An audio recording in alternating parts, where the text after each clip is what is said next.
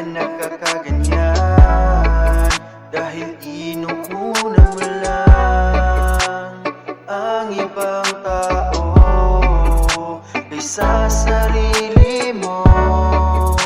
Kaya ka nasasaktan, araw-araw na lang, luhaan at duguan ang puso mo.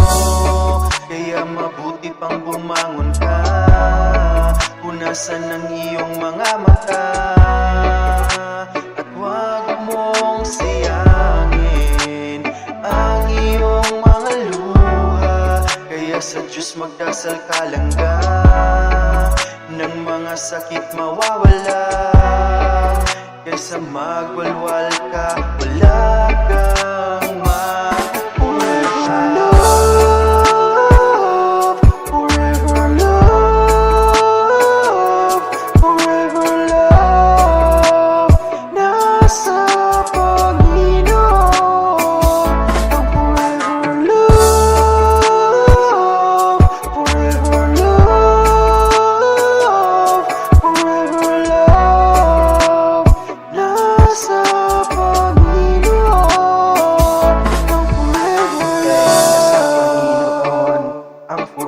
Love, pag-ibig di magbabago because God is love. Di ka niya iiwanan kahit anong mangyari, dahil pag-ibig ni Jesus sa'yo'y nananatili. Kahit palagi mong sinasaktan kanyang damdamin, mananatiling kalmado at mahal ka sa Ama natin. Kaya mag-move on ka na sa taong winasar ang iyong puso, at ibigin mo ng tapat ang ating Panginoong Hesus Kristo.